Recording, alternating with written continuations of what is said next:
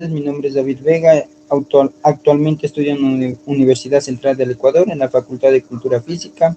A continuación les voy a hablar sobre la gimnasia en sí, historias de la gimnasia, línea del tiempo, sus clasificaciones y tipo, vestimenta tanto masculino como femenino, competencias las más destacadas y dadas mis 3 conclusiones y recomendaciones. La historia de la gimnasia de la antigüedad hasta la actualidad. Historia de la gimnasia en la antigüedad. Conforme el ejercicio físico comenzó en la antigüedad, a partir del siglo XIX se consideró un deporte en sí. Las competencias deportivas se consagraban a los dioses del Olimpo. La gimnasia con deporte surgió en Grecia alrededor del siglo VIII a.C. Sin embargo, la práctica de ejercicios físicos de manera metódica es muy anterior. Se conservó varios testimonios de Creta, China y Egipcio, en las que se muestran a personas realizando diversas actividades atléticas. Algunos de estos testimonios se remontan en el año 20.000 a.C. La historia de la gimnasia en la época moderna.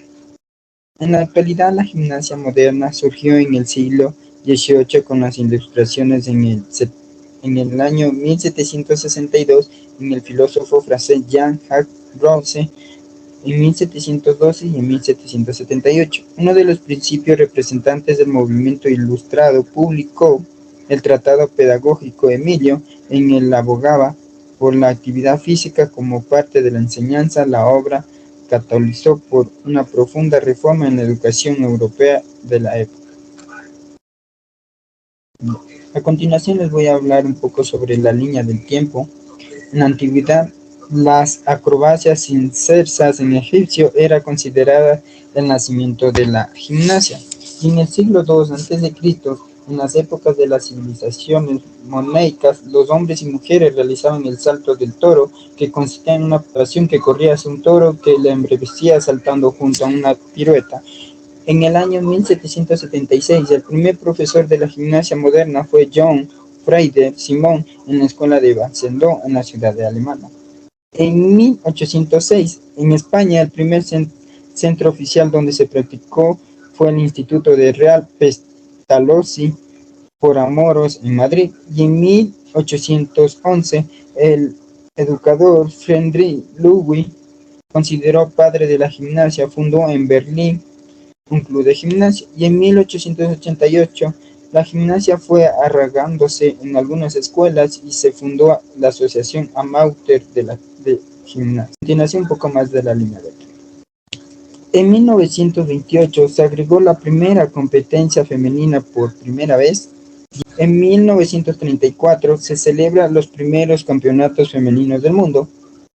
En 1963 disputó un concurso individual con un ejército de suelo y 2 aparatos, por lo cual, de manera que se presentó varias técnicas y estilos, y en 1968 se celebra por primera vez la Copa al Mundo. En la actualidad se sigue realizando los Juegos Olímpicos cada 4 años. Clasificación o tipos. La gimnasia en general.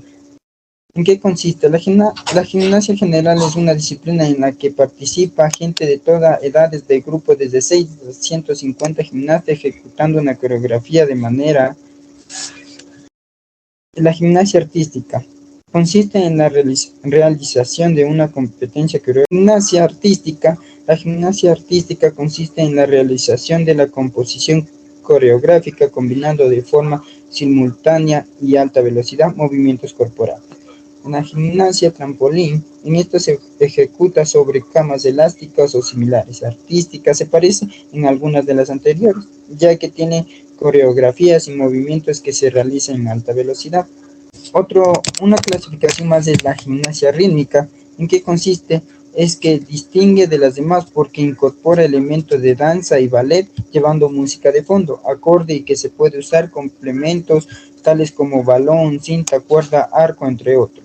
La gimnasia acrobática se practica en grupo y además de movimientos artísticos o de gimnasia incluye acrobacias en las que se impulsan como grupo, por lo tanto requiere fuerza, coordinación, precisión y mucha confianza. Gimnasia aeróbica. Los movimientos provienen del aerobio, por lo cual la ejecución de la pauta de movimientos incluye la variación de la intensidad, es más intenso. continuación les voy a hablar sobre lo que es la vestimenta reglamentaria entre femenino y masculino. Vestimenta femenina. Las gimnastas mujeres deberán usar un leotard de manga larga, tener piernas descubiertas y pies descalzos o con zapatillas de gimnasia, si permite mallas de colores carnet o los pies descalzos. Vestimenta masculina. En la categoría masculina, los gimnastas hombres deben usar camisetas, leotardos y pantalones largos o cortos de gimnasia dependiendo del evento. Competencias más destacadas. En sí tenemos los Juegos Olímpicos, el Campeonato Mundial de Gimnasia Rítmica, Campeonato Europeo de la Gimnasia Rítmica. ¿En qué consisten los Juegos Olímpicos? Más conocidos como Olimpiadas, son el mayor evento deportivo internacional del mundo en el que compiten atletas representando prácticamente a todos los países, alrededor de 200 en total. El Campeonato Mundial en Gimnasia Rítmica es la máxima competencia internacional de gimnasia rítmica. Está organizada desde 1963 por la Federación Internacional de Gimnasia. Actualmente se realiza anualmente o extensión a los años olímpicos. Ya. En primer lugar tenemos a Rusia con 168 títulos y 336 medallas. En segundo lugar tenemos a Bulgaria con 69 títulos y 181 medallas.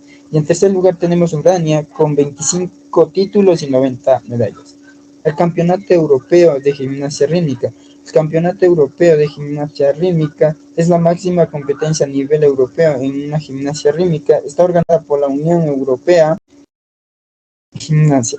Desde el año 1978 hasta el año 1992 se realiza cada año por actualmente cada año. Bueno.